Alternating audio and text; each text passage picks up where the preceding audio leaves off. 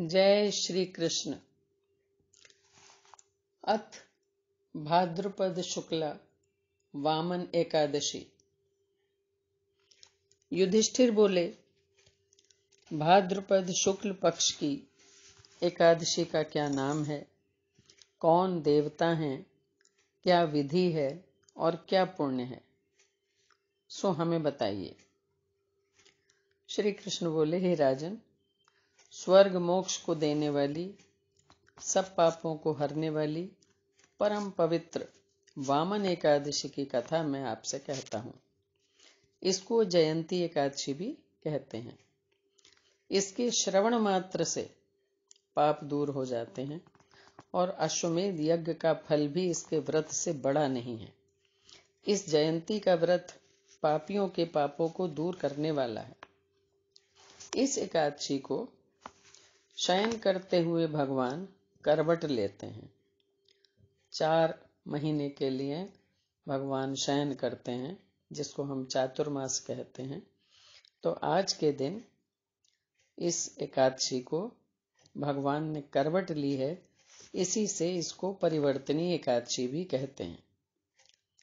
युधिष्ठिर बोले, हे प्रभु, मुझे बड़ा संदेह है। कैसे आप शयन करते हैं, किस प्रकार करवट लेते हैं? आपने बलि राजा को क्यों बांधा था?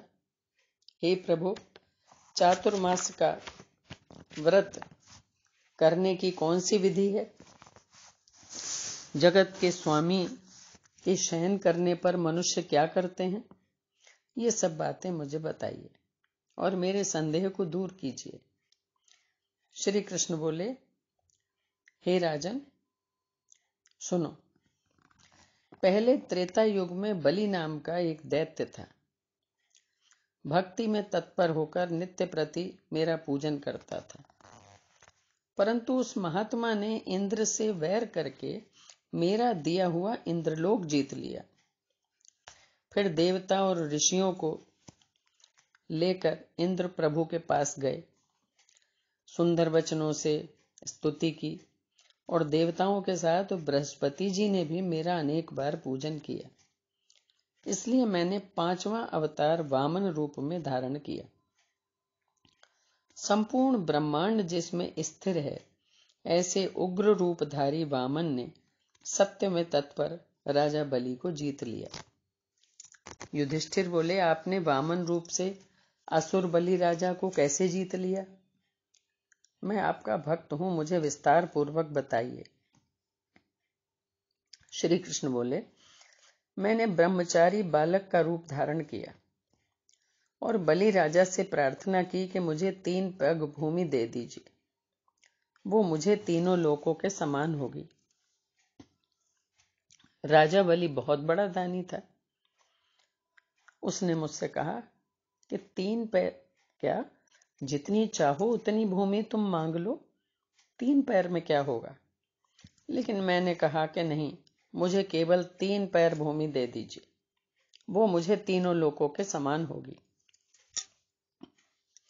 हे राजन, ये दान आप मुझे दे दीजिए, इसमें विचार मत कीजिए। मेरा ऐसे कहने पर राजा ने 3 पैर भूमि दान का संकल्प कर दिया। बस संकल्प करते ही मैंने 1 पैर से तो पृथ्वी नाप ली और दूसरे से स्वर्ग नाप लिया और फिर कहा, हे राजन, अब तीसरा पैर कहाँ रखूं? तीसरे पैर के लिए तो स्थान बताइए। जब ऐसा मैंने कहा तो राजा ने अपना मस्तक झुका दिया और कहा, महाराज, तीसरा पैर यहां रख लीजिए। तब मैंने उसके मस्तक पर 1 पैर रखा और वो मेरी पूजा करने वाला बलि राजा पाताल को चला गया।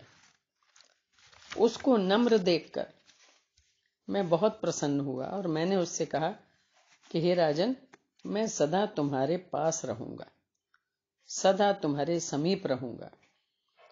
मेरी एक मूर्ति बलि राजा के आश्रम में निवास करती है और दूसरी मूर्ति क्षीर सागर में शेष जी के ऊपर शयन करती। जब कार्तिक की एकादशी आती है, वहां तक भगवान शयन करते हैं। इस बीच में जो पुण्य कार्य किया जाता है वो सब पुण्यों से उत्तम होता है। हे राजन, इस कारण से इस एकादशी का व्रत यत्न पूर्वक करना चाहिए। यह बहुत पवित्र है और पापों को दूर करने वाली है। सोते हुए प्रभु ने इस एकादशी को करवट ली है।